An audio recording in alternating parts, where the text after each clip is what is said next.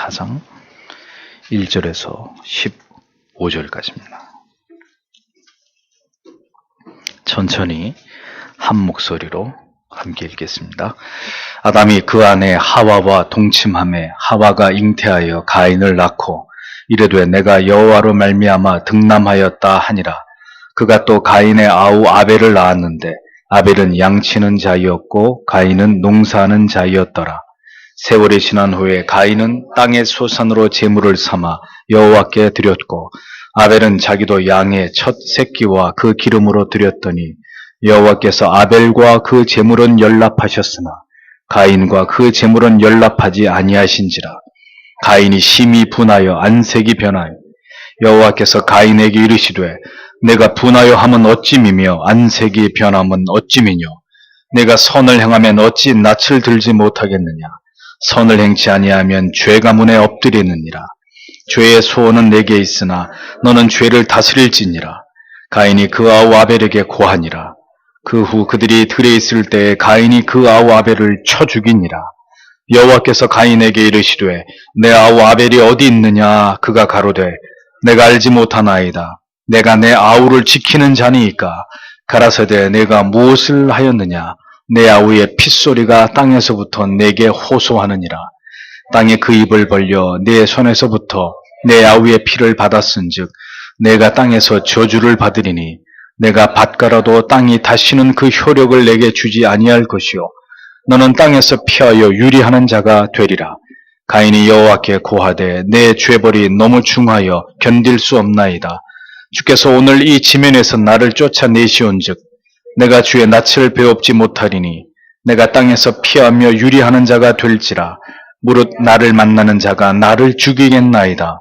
여호와께서 그에게 이르시되 그렇지 않다. 가인을 죽이는 자는 벌을 7배나 받으리라 하시고 가인에게 표를 주사 만나는 누구에게든지 죽임을 면케 하시니라. 아멘.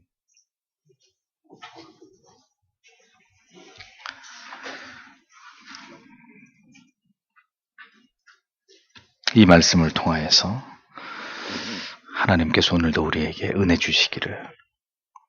하나님의 말씀은 성령의 영감으로 기록되었고 따라서 성령의 조명하심이 없으면 누구도 이 말씀을 밝게 깨달아 알 수 없습니다. 한 해 오늘도 겸손히 하나님께서 이 말씀을 들을 때 우리에게 깨달은 은혜를 주시고 이 말씀을 증거할 때 하나님의 말씀으로 이 말씀이 권위 있게 선포되도록 하나님께서 전하는 자를 붙들어 주시기를.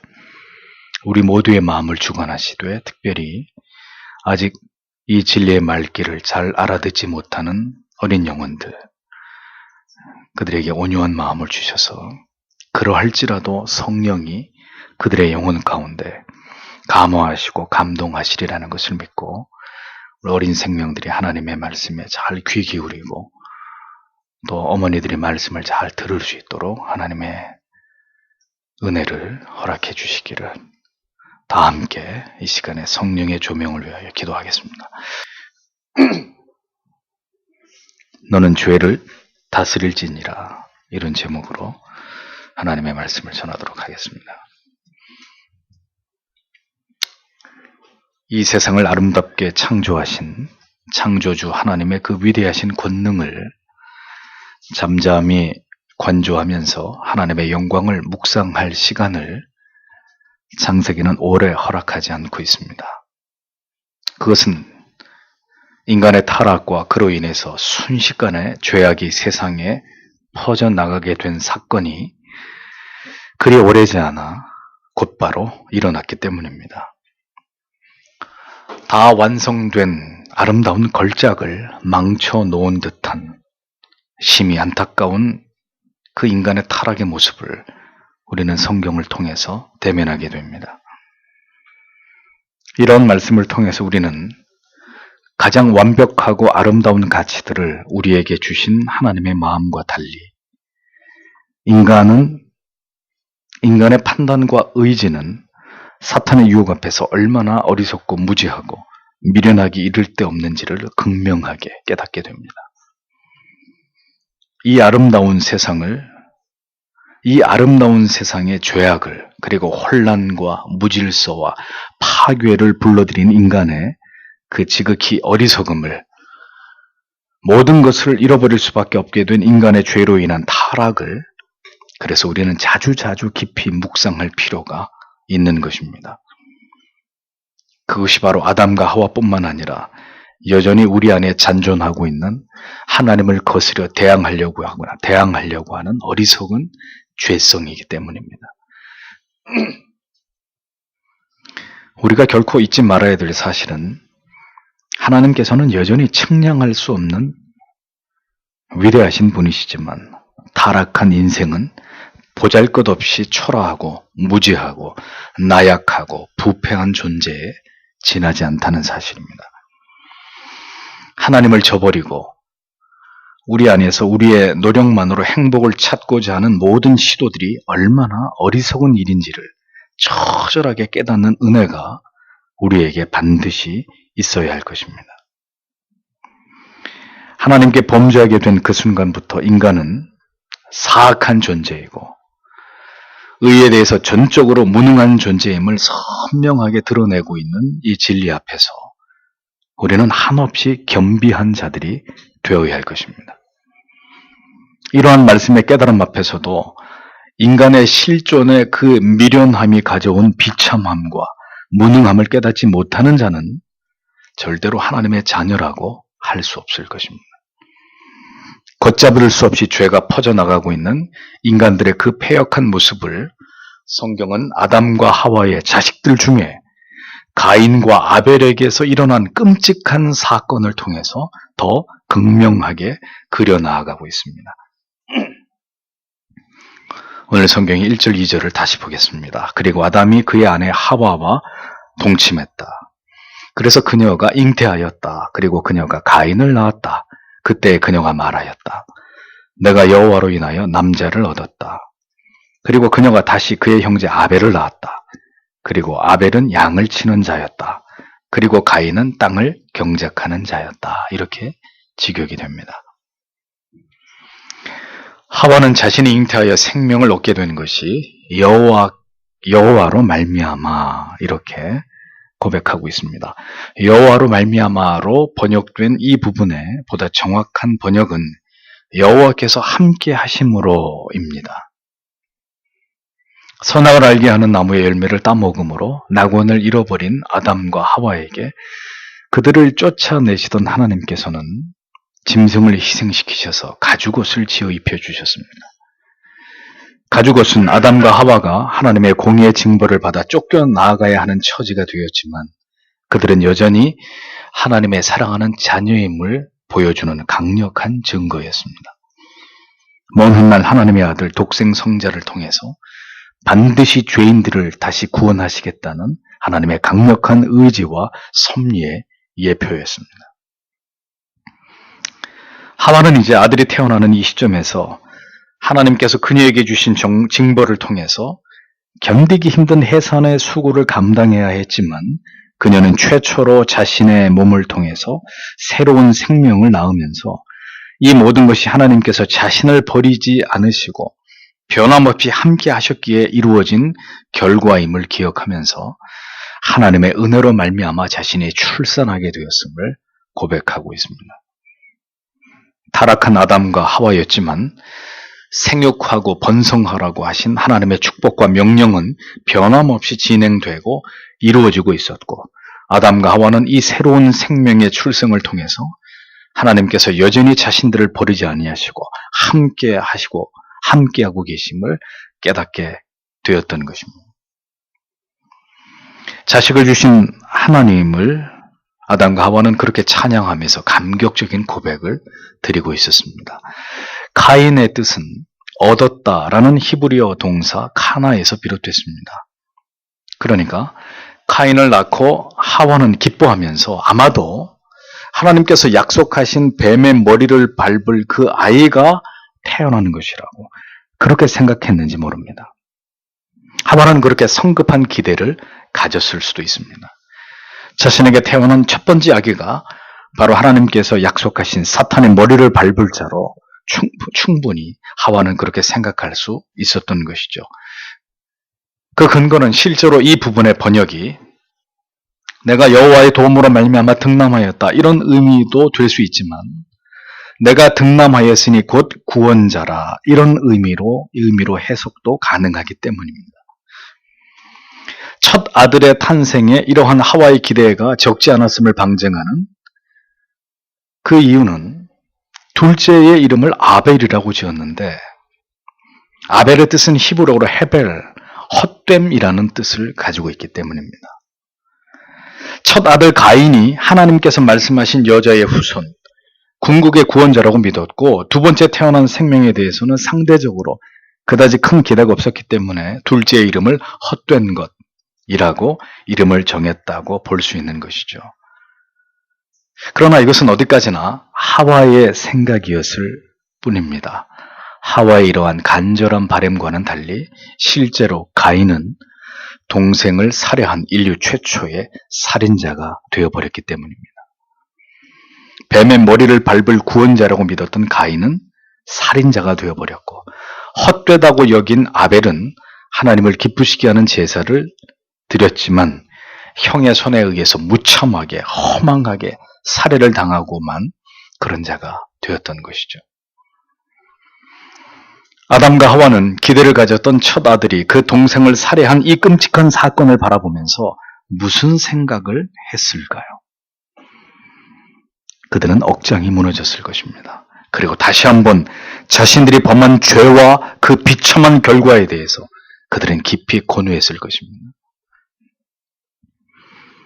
죄인이 죄인에 대해서 갖는 기대와 소망은 아무런 의미가 없습니다. 그것은 우리의 자녀라 할지라도 예외가 아닌 것이죠. 또한 우리가 온전히 의지해야 될 대상은 언제나 하나님뿐이라는 것을 잊지 말아야 되고 하나님의 구원의 때와 우리를 구원으로 부르시는 그 개별적인 방법은 우리의 생각과 달리 결코 우리가 예측하거나 우리의 바람과 의지와 무관하다는 사실을 우리는 이것을 통해서 기억할 필요가 있습니다. 가인과 아벨의 직업이 이어서 소개되고 있습니다. 가인은 농사를 지는 자였고 아벨은 양을 치는 자였다. 이 두 사람의 직업을 밝히고 있는 이 구절은 이어서 두 사람이 드린 제사를 설명하는 데 있어서 그릇된 해석을 낳지 않게 하는 중요한 단서가 되고 있습니다. 두 직업 가운데 어떤 직업이 하나님께서 더 기뻐하시는 직업인지를 따지는 것은 아무 의미가 없습니다. 가인도 아벨도 모두 하나님께서 그들에게 이 땅을 다스릴 것을 위임하신 일에 대해서는 각자 성실하게 그 일을 행하고 있었기 때문입니다. 농사를 짓는 직업이 더 나은지 양을 치는 직업이 더 나은지 그것은 중요한 것이 아니라 그 직업을 가진 자들이 하나님 앞에서 어떤 삶을 살았고 어떻게 하나님을 예배했는지가 중요할 따름이라는 것을 기억해야 되는 것이죠. 그래서 3절에서 5절을 다시 보면 그리고 세월이 흘렀다. 그 후에 가인은 그 땅의 열매를 여호와께 제물로 가져왔다. 그리고 아벨도 또한 그의 양의 첫 새끼와 그 기름들을 가져왔다. 그때 여호와께서 아벨과 그의 제물을 주목하셨다. 그러나 그가 가인의 제물은 바라보지 않으셨다. 그래서 가인이 매우 화를 냈다. 그리고 그의 안색이 변하였다. 이렇게 직역이 됩니다. 가인과 아벨은 그의 아비 아담으로부터 하나님을 경외함에 대해서 올바른 교육을 받은 것으로 보입니다. 그들은 때가 되어서 하나님께 제사를 드려야 될 의무를 성실하게 수행하고 있었던 것을 성경에 기록하고 있기 때문이죠. 이것은 가인과 아벨이 하나님을 경외함의 도를 배웠고 이 도를 지켜 행하고 있었음을 보여주는 증거가 됩니다. 가인은 적어도 겉으로 보기에는 그렇게 별 문제가 없어 보이는 하나님을 향한 모든 경배의 형식들을 잘 갖춘 자처럼 보였습니다. 그러나 그가 하나님께서 보시기에는 어떤 자였는지는 이제 그가 드린 제사를 통해서 여실히 드러나게 됩니다. 하나님을 향한 제사에서 그들은 자신들의 직업에 따른 소득을 제물로 하나님을 제사하고 있었습니다. 다시 말씀드리지만 제물은 전혀 문제될 것이 없었다는 것입니다. 칼빈을 제외한 여러 현대 주석가들은 여기서 무리한 주석을 가하고 있는 것을 볼 수 있습니다. 하나님께서 가인의 제물을 거절하신 이유는 아벨의 어린 양의 제물과 달리 피 흘림의 희생이 없는 공물을 통한 제물을 드렸기 때문에 하나님이 그 제물을 거절하셨다는 주석들을 달고 있습니다. 하지만 이러한 해석에는 무리수가 있습니다. 아직 구체적으로 하나님 앞에서의 어떤 속죄의 제사의 규례들이 정해지지 않고 소개되지 않은 상황이었고, 가인과 아벨의 직업이나 제물에 대한 문제를 제기하는 어떤 성경의 구절도 등장하고 있지 않기 때문입니다. 그러므로 우리는 무리하게 가인과 아벨이 드린 제물을 문제 삼아서 하나님께서 받으시는 제사의 요소와 기준을 말하는 것은 부적절하다는 것이죠. 성경을 주의해서 보십시오. 여호와께서 아벨과 그 제물은 연락하셨으나 가인과 그 제물은 연락하지 아니하신지라, 이렇게 기록하고 있습니다. 이 부분을 더 정확하게 해석을 하면, 그때 여호와께서 아벨과 그의 제물들을 주목하셨다. 그러나 그가 가인의 제물은 쳐다보지 않으셨다. 바라보지 않으셨다. 이런 의미가 됩니다. 하나님께서 어떤 분이신지를, 하나님의 호불호의 기준을 우리는 가인과 아벨의 제사에 대한 하나님의 반응을 통해서 분명하게 깨닫게 됩니다. 한글 성경에서는 연락하다라고 번역된 히브리어의 원래 의미는 주목하다, 쳐다보다 이런 뜻입니다. 그러므로 하나님께서는 아벨과 아벨의 제물만을 주목한 것이 아니다라는 사실을 알 수 있습니다. 하나님은 아벨의 제물만 주목한 게 아니라 아벨까지 주목해 보셨다는 것입니다. 그의 삶을 지켜보아 오셨다는 것입니다. 그리고 마침내 그가 드린 제물을 하나님이 쳐다보신 것입니다. 반대로 하나님께서는 가인과 가인의 제물은 거들떠보지도 않으셨습니다. 그 이유가 무엇 때문이겠습니까? 이미 가인 안에는 하나님을 경외하고 사랑하는 마음이 존재하지 않고 있다는 것을 하나님은 그의 삶의 내용을 통해서 알고 계셨기 때문입니다. 형식상의 제사를 가인은 드렸고 제물까지 준비를 했지만, 그러나 그는 하나님을 경배하기에 합당한 삶을 살아갔던 자가 아니었던 것입니다. 아담과 하와는 하나님을 경외해야 되는 도를 가르치기는 했지만 진실로 하나님을 경외하는 마음이 가인 안에 있는지에 대해서는 더 깊은 관심을 갖지 못했던 것을 볼 수 있습니다. 자녀를 교회에 데리고 올 수는 있습니다. 그러나 자녀들이 참된 회심을 경험한 하나님의 사람이 되기까지 부모님들의 눈물이 말라서는 안 되고 자녀를 위한 기도는 멈추어서는 안 됩니다. 우리는 그들을 다 알지 못합니다. 내가 바라보는 자녀의 사랑스러운 모습과 하나님이 바라보실 때도 그러할지는 별개의 문제입니다. 하나님께서 바라보시는 우리 자녀들의 모습은 하나님의 진노와 저주를 쌓고 있는 심히 악하고 패역한 모습일 수도 있는 것입니다. 우리가 무엇으로 하나님을 기쁘시게 할 수 있을지를 기억해야 합니다. 교회에 나오는 것, 예배 드리는 것, 물질을 바치는 것, 열심히 봉사하고 섬기는 것, 이러한 것만으로 하나님을 기쁘시게 할 수 있을 것이라고 생각했다면 우리가 하나님을 오해한 것입니다.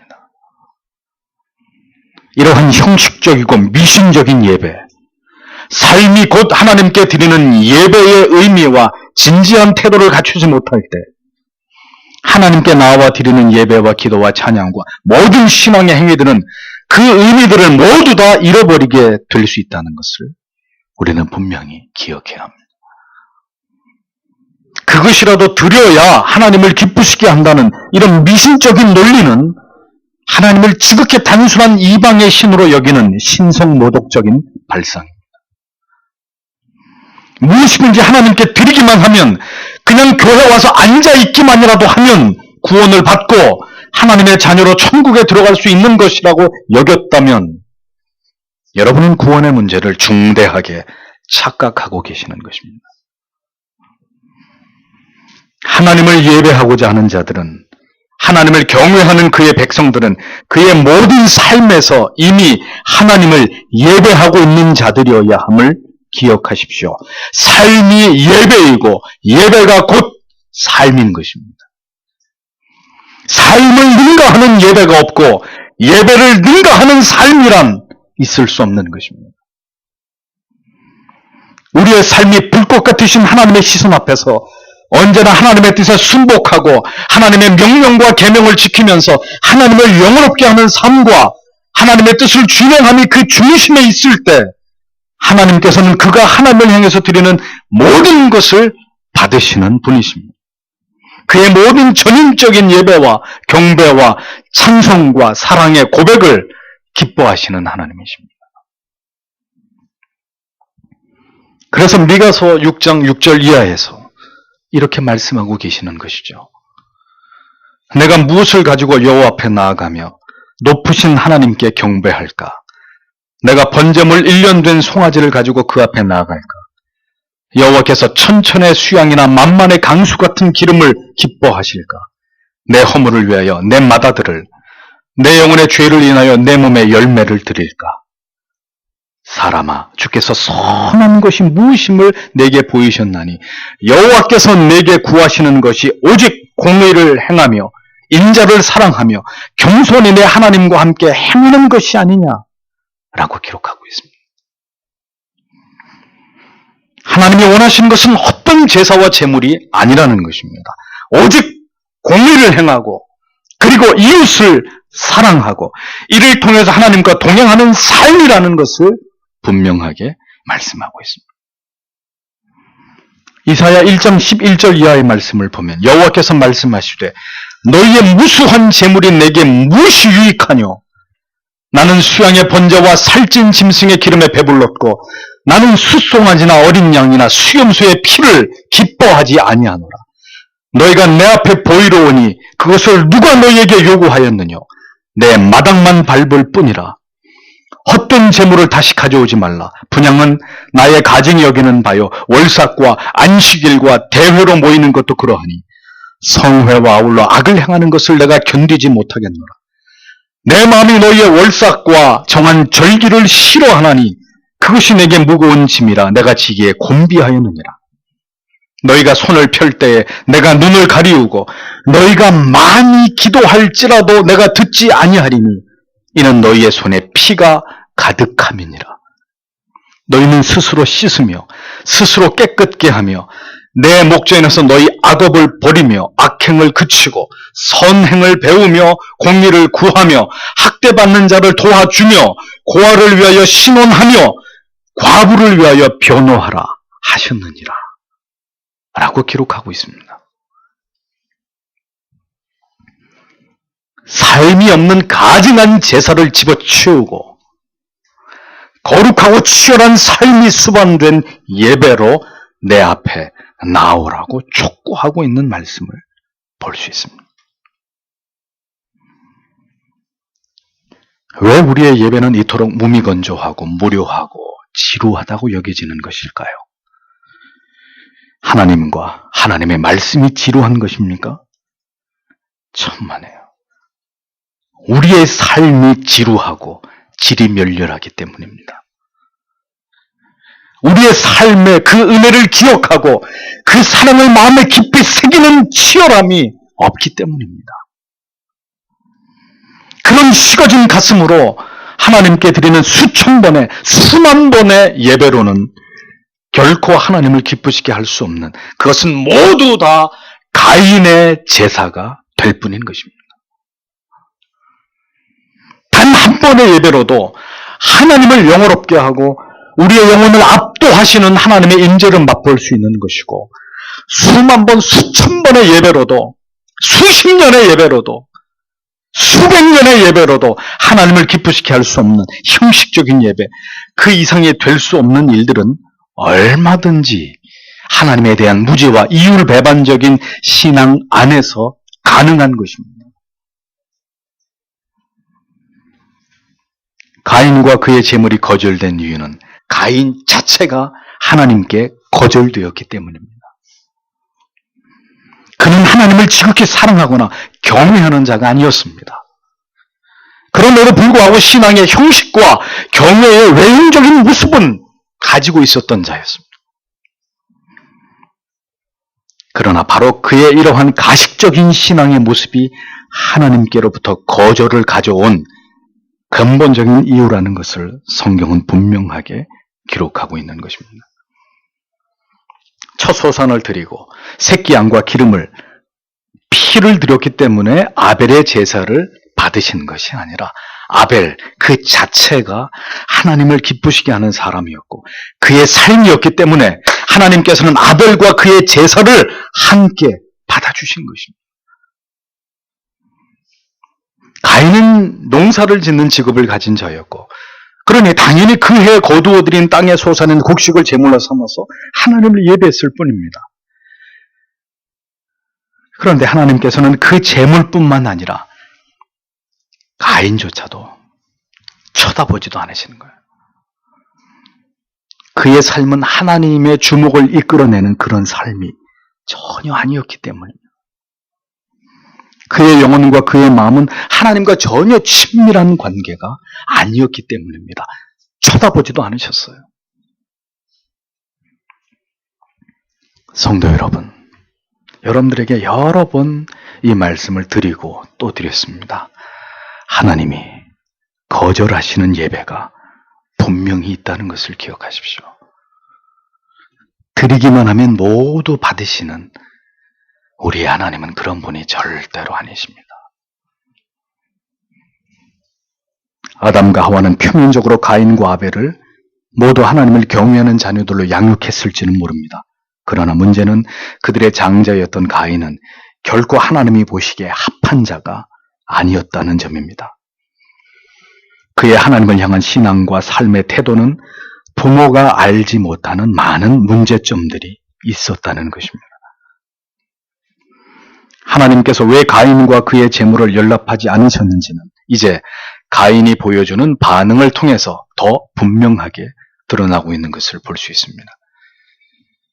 가인의 바로 이와 같은 모습이 그의 제사와 예배가 하나님께 연락될 수 없었던 숨길 수 없는 이유라는 것을 우리는 깨닫게 됩니다. 가인이 드린 제사가 하나님께 연락되지 않자 가인이 보여준 첫 번째 반응은 심히 분노하는 것이었습니다. 심지어 그의 안색까지 변했다고 성경은 기록합니다. 안색이 변했다는 것은 직역을 하면 그의 얼굴이 떨어졌다 이런 의미입니다. 다른 의미는 얼굴을 강타하다 이런 뜻입니다. 즉 극도의 분노와 불만으로 얼굴이 굳어지고 경직된 것을 의미하는 거예요. 또 다른 모습은 쳐다보지 않고 반항을 하는, 하나님을 외면하는 이런 태도를 가리킵니다. 가인의 하나님을 향한 평상시의 마음과 태도가 얼마나 불경했고 하나님을 우습게 여겼는지를 충분히 짐작하게 해줄 수 있는 그런 부분입니다. 하나님께서 제사를 거절하자 얼굴이 굳어지면서 극도의 분을 품었다는 것은 이미 그의 마음속에 하나님께서 거하시지 않았다는 것을 의미하는 것입니다. 어찌 감히 하나님을 향해서 분노할 수가 있고 제사가 거절된 결과에 대해서 안색이 변할 수 있다는 말입니까?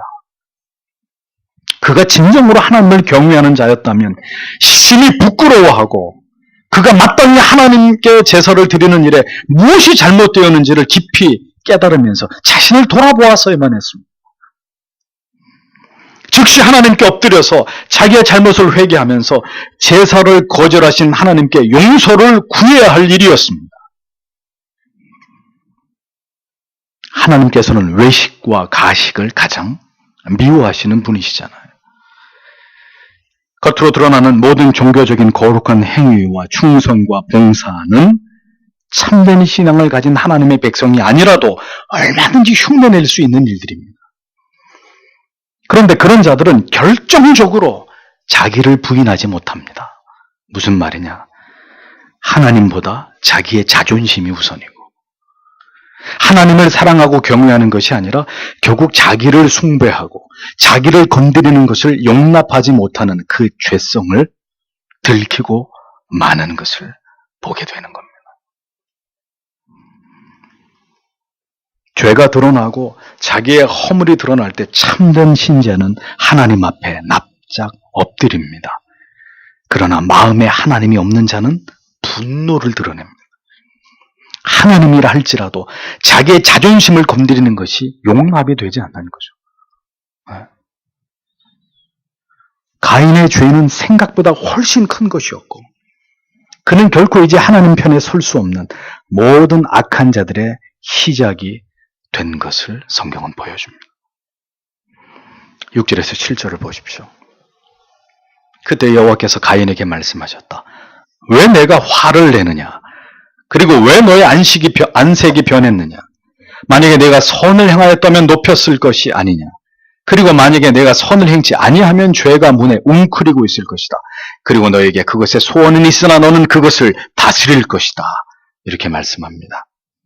하나님께서는 가인의 심경의 변화를 정확하게 꿰뚫고 계셨습니다.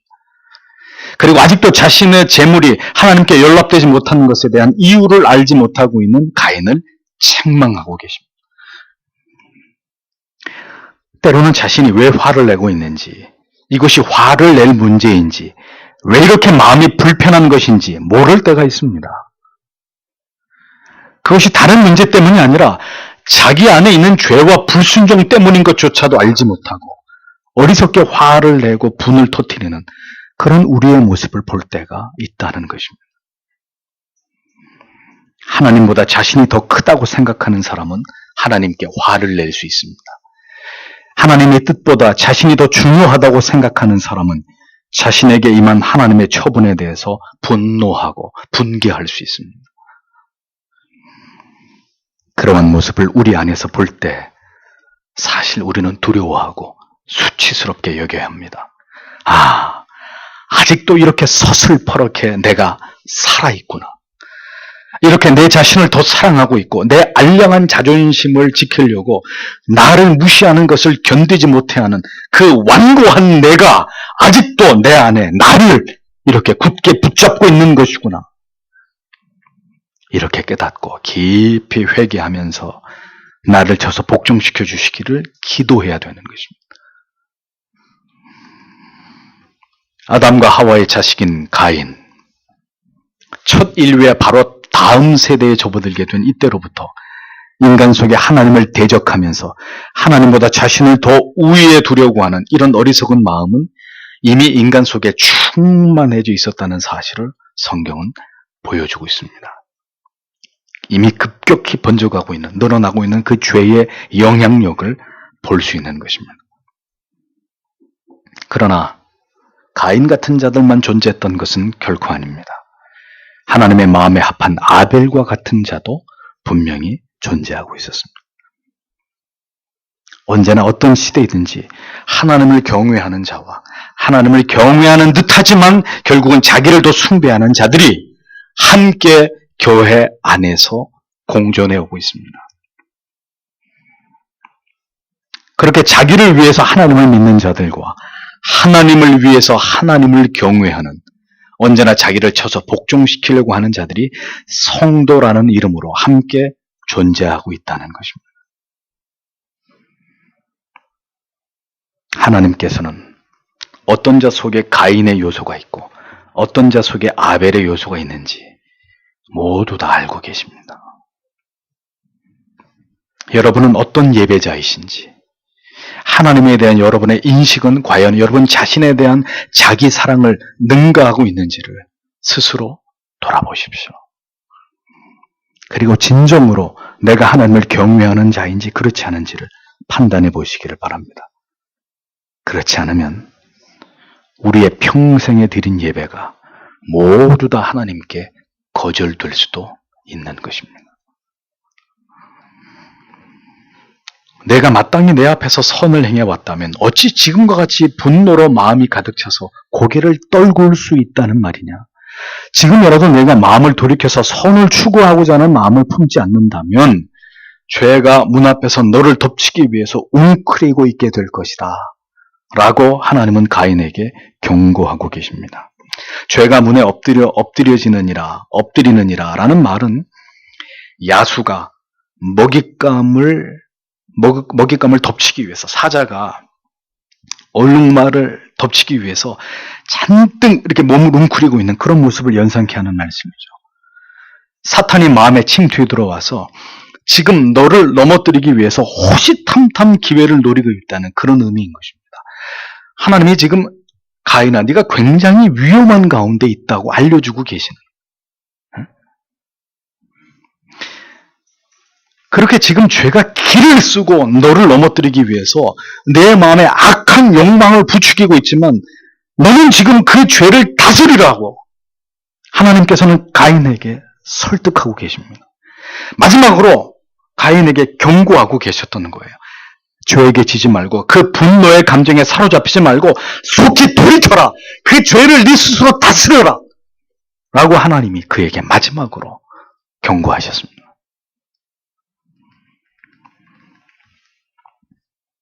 하나님께서 그렇게 가인에게 경고하셨듯이 오늘도 여전히 죄인들의 양심을 통해서 하나님은 하나님의 말씀으로 경고를 보내고 계십니다. 지금이라도 돌이키라고. 지금 네가 가려고 하는 그 길은 사탄이 너를 부추기고 있는 죄악의 길이라고 말씀하고 있는 거예요. 지금 내가 품고 있는 그 분노와 억울함은, 그 모든 들끓고 있는 욕망과 욕구들은 모두 너를 넘어뜨리려고 하는 죄악의 충동이라는 것을, 너는 그것을 알고 그것을 다스려야 된다고 말씀하고 있는 것입니다. 이러한 양심에서 들려오는 소리를 듣고 즉시 하나님께 무릎을 꿇고 나의 마음과 생각과 감정을 다스려 주시기를 간구하는 자는 죄를 막을 수 있는 것입니다. 성령의 도우심을 구하면서 돌이키기를 갈망할 때 하나님께서는 반드시 그를 붙들어 주시고 도와주시고 다른 길을 여시는 하나님이십니다. 그러나 중요한 것은 돌이키고자 할 때에 하나님께서 그를 붙드신다는 것입니다. 하나님께서는 강제로 우리의 팔을 비틀어서 죄를 범하지 않도록 막으시는 하나님이 결코 아니십니다. 우리에게 주신 자유의지와 그 의지적 판단을 넘어서 하나님께서 우리에게 강제하시는 분이 아니란 말입니다. 가인은 하나님의 마지막 경고를 들었어야 했습니다. 그러나 그는 마음에 이미 죄가 강력하게 또아리를 틀었고 누가 무슨 소리를 해도 죄를 결행하고자 하는 사악한 의지가 충만한 상태였습니다. 이는 그가 사탄에게 사로잡힌 하나님의 사람이 아님을 보여주는 가장 분명한 증거가 되는 것입니다. 우리 안에 모두 야수가 있습니다. 은혜의 사슬을 풀어버리면 순식간에 뛰쳐나와서 다른 사람을 물고 핥히고 물어뜯으려고 하는 죄성이 우리 안에 존재하고 있단 말이에요. 누구에게도 무시당하고 싶지 않고 내가 거절당하는 것을 견디지 못해하는 잔인하고 폭력적인 자아가 우리 안에 존재하고 있습니다. 오직 성령의 은혜가 아니고서는 이러한 야수를 길들일 수 없고 묶어둘 수 없다는 사실을 우리는 분명히 기억해야 합니다. 날마다 이 야수의 본성을 십자가의 보혈로 씻어주기를 기도하는 자라야 그가 진정한 그리스도의 사람인 것이죠. 이어서 8절을 보겠습니다. 그때 가인이 그의 형제 아벨에게 말하였다. 그리고 그들이 들에 있었다. 그때 가인이 그의 형제 아벨에게 대항하여 일어났다. 그리고 그가 그를 죽였다. 라고 기록합니다. 70인역이나 교부 제롬은 가인이 아벨에게 뭘 말했느냐 이 문제를 들로 나가자, 아우야 들로 나가자라고 말했다고 이 부분을 첨가하고 있습니다. 그러니까 가인은 우발적으로 살인을 저지른 것이 아니라 계획적으로 동생을 살해하기 위해서 의도대로 움직이는 주도 면밀함을 드러냈다는 거죠.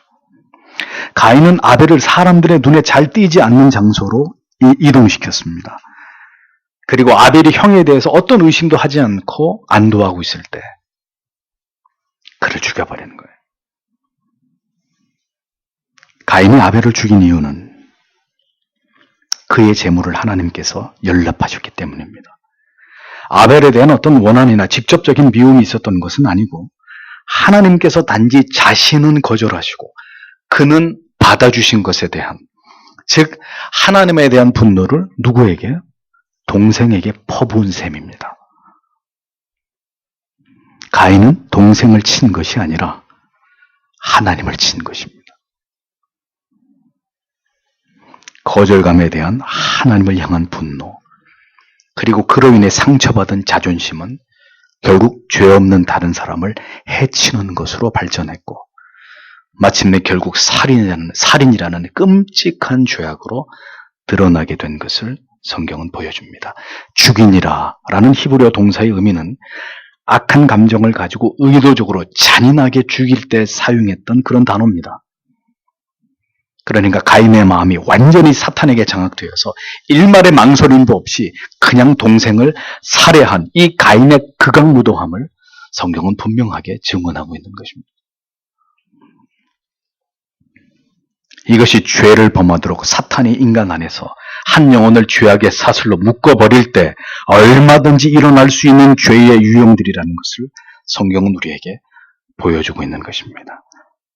악의 감정이 불같이 일어날 때 인간은 자신이 저지르고자 하는 일의 그 결말을 생각하지 못하게 됩니다. 그 일이 불러오게 될 끔찍한 결말에 대해서 전혀 생각하지 않고 지금 이 분노를 결행해야 되겠다는 생각 하나에 몰입하게 되고 그 생각에 완전히 사로잡히게 되는 것을 성경은 이 가인을 통해서 우리에게 보여주고 있는 것입니다.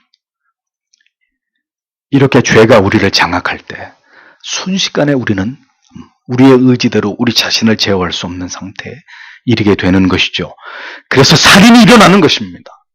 그래서 간음이 일어나고 도둑질이 일어나고 횡령이 혹은 불의한 재물에 손을 대는 이런 죄들이 어렵지 않게 우리에게서 결행되는 것입니다.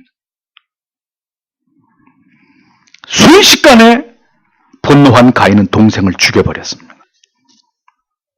인간 안에 있는 자신에 대한 무시를 극도로 싫어하는 자존심은 이렇게 무서운 죄성으로 겹겹이 쌓여 있다는 것을 우리는 늘 기억하면서 살아야 합니다. 누구든지 이것을 건드리기만 하면 기어이 그에게 복수하고 징벌하고 죽이기까지 하는 분노를 품을 수 있다는 것, 그것이 바로 우리 안에 있는 두려운 죄성이라는 것을 절대로 잊어서는 안 되는 것입니다. 그래서 자기 자신을 사랑하는 마음은 십자가의 원수인 것입니다. 그 마음으로는 결코 하나님을 경외할 수 없고 이웃을 사랑할 수 없고 자기보다 남을 낮게 여길 수 없는 것입니다. 아담과 하와가 선악을 알게 하는 나무의 실과를 먹고 풀숲에서 몸을 가리고 있을 때도 하나님께서는 아담과 하와에게 찾아오셨습니다. 죄를 지은 자에게 반드시 찾아가셔서 그것이 죄라는 사실을 분명하게 깨닫게 하시는 하나님이십니다. 그래서 하나님께서는 동생을 죽인 살인자에게 즉시 찾아오셨습니다. 이어지는 가인의 반응을 성경은 이렇게 적습니다. 9절에서 10절. 그때 여호와께서 가인에게 말씀하셨다. 너의 형제 아벨이 어디 있느냐? 그때 그가 말했다. 내가 알지 못합니다. 내가 내 형제를 지키는 자입니까? 그리고 그가 말씀하셨다. 내가 무엇을 하였느냐? 내 형제의 피의 목소리가 그 땅으로부터 나에게 외치고 있다. 이렇게 기록되어 있습니다. 하나님께서는 살인자 가인을 그의 법정으로 소환하고 계십니다. 하나님께서는 아벨이 어디 있는지를 물으시면서 가인이 스스로 자신의 죄를 실토하기를 바라셨습니다. 그러나 가인은 이러한 하나님의 의중을 전혀 모르는 듯이 거짓을 말하면서 심지어 무례하게도 하나님께 대들기까지 하고 있는 모습을 보여줍니다. 이러한 모습이 바로 불택자들의 전형적인 태도라는 것을 기억하십시오. 신자는, 하나님의 택하신 자녀들은 이러한 말과 태도와 반응으로 결단코 하나님을 향해서 도발하지 않습니다. 그렇게 패역하고 강팍한 태도를 보이지 않습니다. 자신은 아우를 지킬 어떤 책임도 없다는 사실을 밝히면서 감히 하나님을 속이려 들고 있습니다. 이것이 죄성이고 그리고 하나님을 도무지 경외할 줄 모르는 자들의 태도입니다. 가인의 제사가 왜 거절될 수밖에 없었는지 모든 것이 이렇게 분명하게 그의 말과 행위를 통해서 드러나고 있습니다. 배도하는 자들은 신앙에서 이탈하고 결국은 자신이 원하는 길로 내려가려고 하는 사람들에게는 한결같은 공통점이 있는데 그것이 무엇인지 아십니까? 그들은 하나님을 절대로 두려워하지 않는다는 것입니다. 하나님의 계명을 우습게 여긴다는 것입니다. 자신이 지금 하나님 앞에서 얼마나 무례하고 경박하고 참남한 말과 행동을 하고 있는지를 전혀 깨닫지 못하는 것입니다. 그가 바로 하나님이 그 마음에 없는 자들입니다. 하나님께서는 오늘도 죄를 향해 달려가는 자들의 양심을 통해서 그들을 하나님의 법정에 세우고 계시는 분이십니다.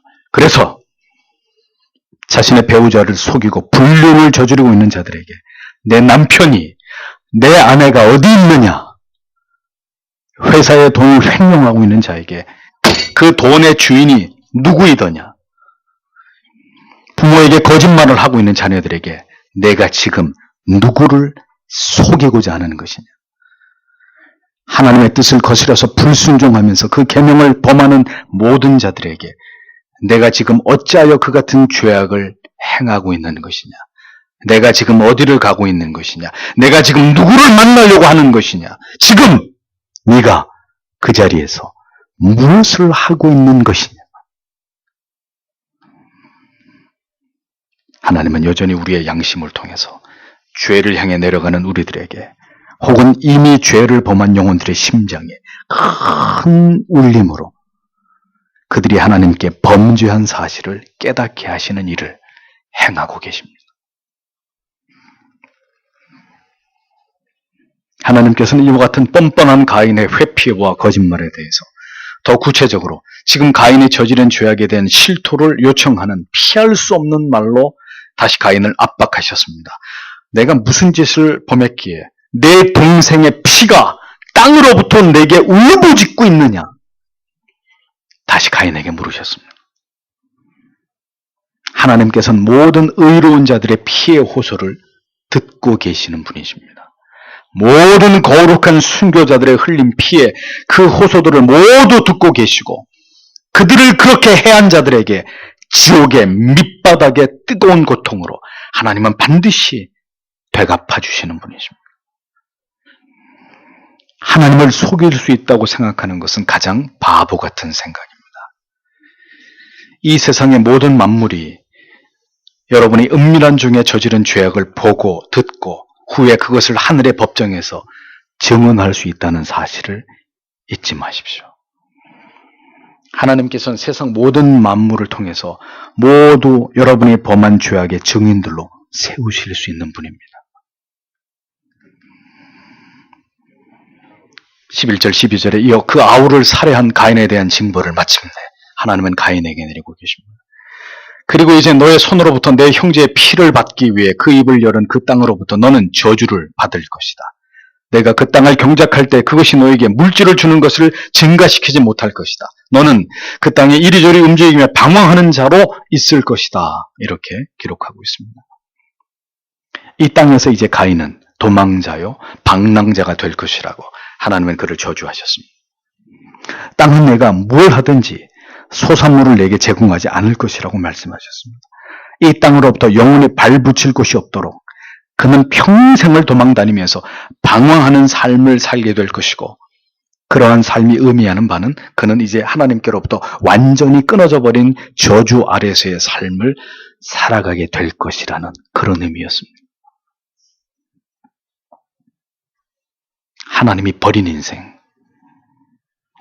하나님과 아무런 관련이 없는 인생들의 비참함은 누구도 의지할 수 없고 언제나 불안하고 두려워하고 염려하고 근심해서 떠나지 못하는 그런 인생을 살아가게 된다는 점입니다.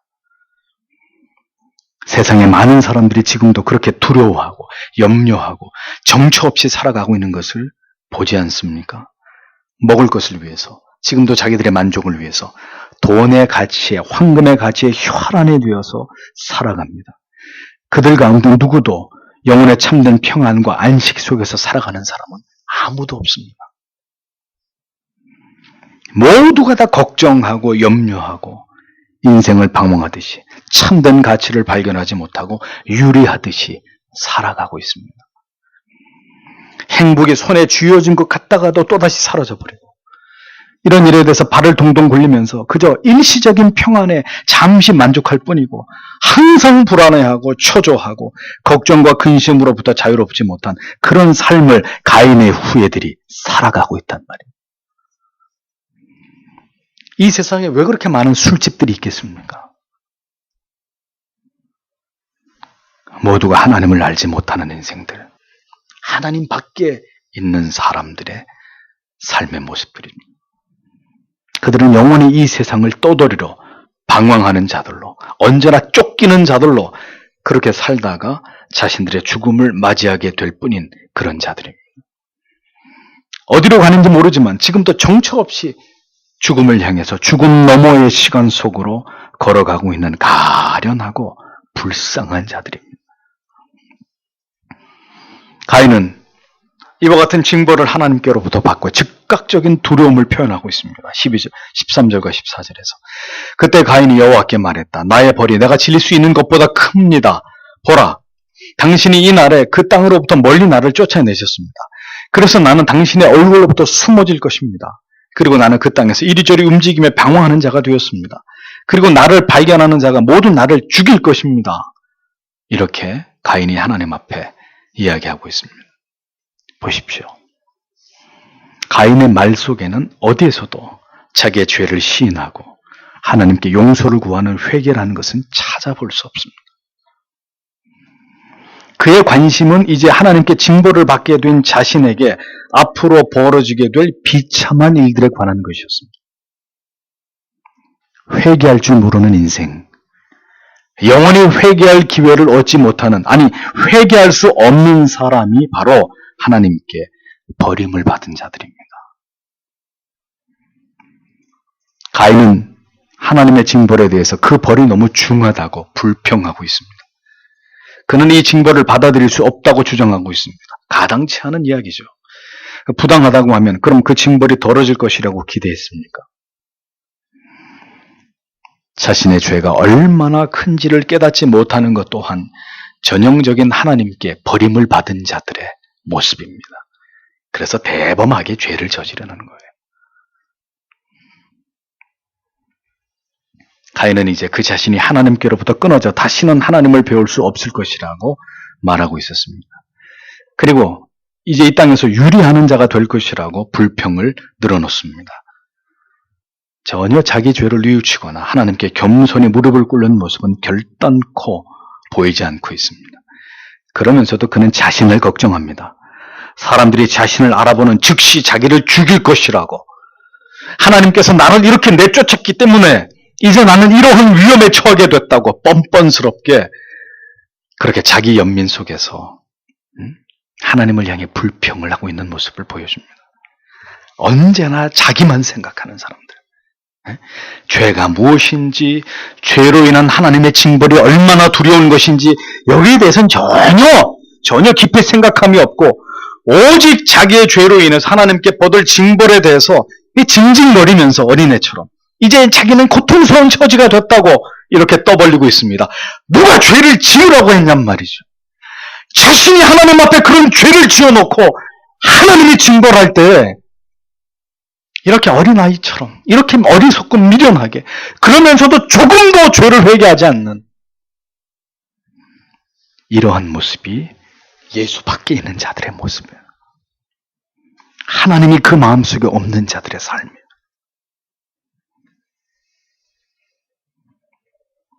하나님의 저주가 임하는데도 돌이켜 회개할 줄도 모르고 어리석고 미련해서 여전히 정신을 차리지 못하고 있는, 철저하게 자기 자신만을 사랑하고 있는 이 가련한 죄인의 모습을 우리는 가인에게서 볼 수 있는 것입니다. 징계를 받아도 깨닫지 못하는 자들의 모습이 바로 이와 같은 것입니다. 하나님의 마음을 아프시게 했고 하나님 앞에서 죄를 범했다는 사실에 대한 가책과 죄책은 찾아볼 수 없고 버림을 받게 됐고 하나님께 징벌을 받게 된 자신에 대한 연민으로 가득 차 있는 이 가인의 모습. 여러분이 만약 여러분 자신을 그런 관점으로 바라보고 계신다면 여러분은 하나님의 사람이 아닐 확률이 매우 높아집니다. 때때로 구약 속에서 저는 한없이 사랑이 많으시고 인자하신 하나님의 모습을 보면서 깜짝깜짝 놀랄 때가 있습니다.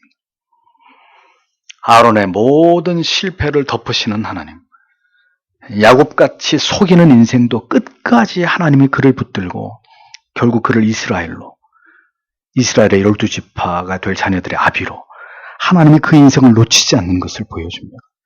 요나처럼 속 시원하게 하나님께 순종할지 모르는 자도 절대로 포기하지 않는 그런 하나님의 집요하신 사랑을 신약이 아니라 구약의 성경 속에서 봅니다. 그렇게 죄인에게도, 그리고 심지어 하나님께 버림을 당한 자들에게도, 유기된 백성들에게까지도 먹을 것과 입을 것과 햇빛과 공기와 물을, 그들의 모든 인생의 문제들을 이끌어 가시는 그런 하나님의 사랑과 자비를 성경을 통해서 확인하게 되는 것입니다.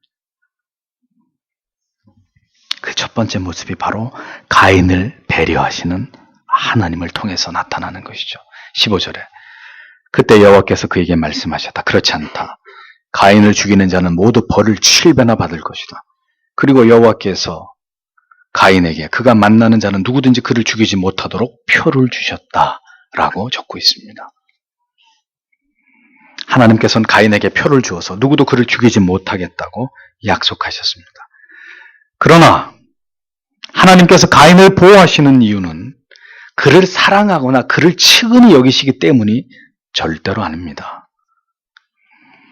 악인의 역사도 그 뿌리도 이 세상에서 번성해 나아가야 하고, 범죄하는 모든 자들에 대해서 가인이 당한 징벌의 그 고통과 저주를 보고서 죄의 결과가 얼마나 처참한 것인가를 깨닫게 하는 어떤 일벌백계의 효과로 삼고자 하나님은 가인을 보호하고 계신 것일 뿐입니다.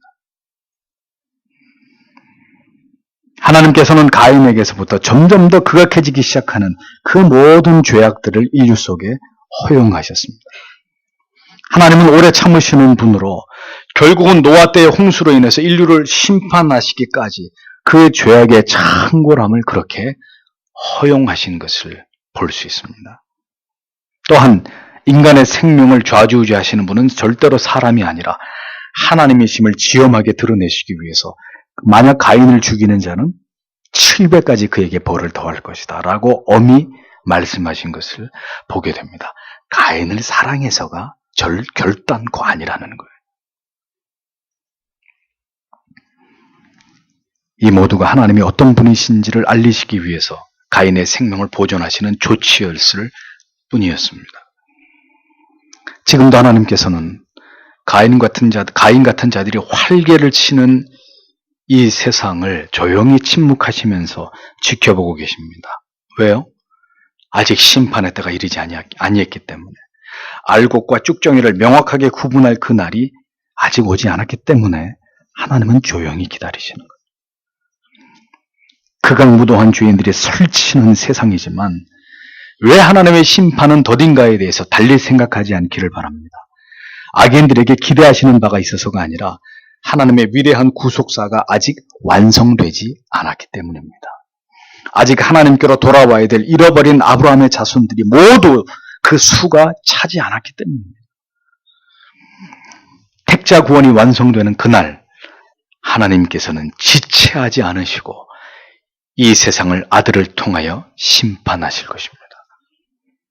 가인 이후로 죄인들에게 유보된 그 뜨거운 불심판이 이제 곧 시작될 날이 다가오고 있습니다.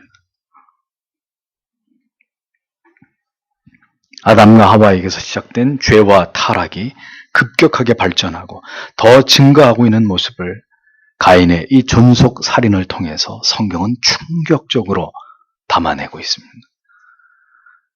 이것이 죄 아래의 비참한 인간들의 실존이고, 이제 하나님을 알지 못하는 자들의 어리석고 미련한 죄악의 시작이라는 것을 가인을 통해서 하나님의 역사 속에서 그것을 알리고 계셨던 것입니다.